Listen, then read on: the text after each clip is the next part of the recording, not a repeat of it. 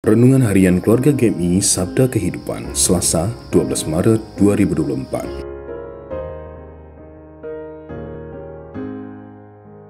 Batu karang yang teguh, kau tempatku berteduh, karena dosaku berat dan kuasanya menyesal. Oh, bersihkan diriku oleh darah lambungmu. Shalom dan selamat pagi Bapak Ibu Saudara yang terkasih. Sebelum kita merenungkan firman Tuhan, mari kita bersatu di dalam doa. Bapa yang baik, Bapa yang penuh kasih, tak henti-hentinya Tuhan kami bersyukur dan berterima kasih atas anugerah-Mu yang selalu mengalir dalam kehidupan kami. Di pagi ini kami akan membaca, mendengarkan firman Tuhan. Biarlah bicara kepada kami sehingga kami dapat mengerti akan kehendak Tuhan dalam menjalani hari ini. Terpujilah Engkau Tuhan. Di dalam nama Kristus Yesus kami berdoa. Amin. Tema kita hari ini adalah jangan jatuh dalam pencobaan, diambil dari 1 Korintus 10 ayat 6-13. Pencobaan-pencobaan yang kamu alami ialah pencobaan-pencobaan biasa yang tidak melebihi kekuatan manusia. Sebab Allah setia dan karena itu Ia tidak akan membiarkan kamu dicobai melampaui kekuatanmu. Pada waktu kamu dicobai, Ia akan memberikan kepadamu jalan keluar sehingga kamu dapat menanggungnya. 1 Korintus 10 ayat 13. Untuk mencapai tujuan dan kemaksimalan dalam hidup, kita mesti kuat menghadapi berbagai macam pencobaan.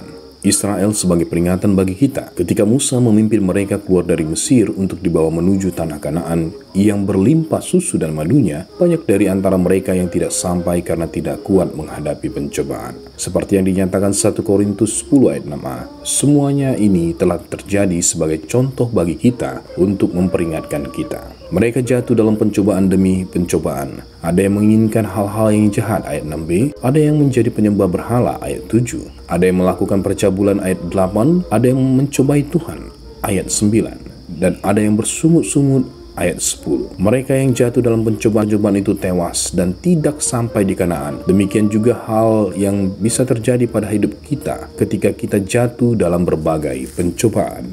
Mau alami keberhasilan dalam hidup?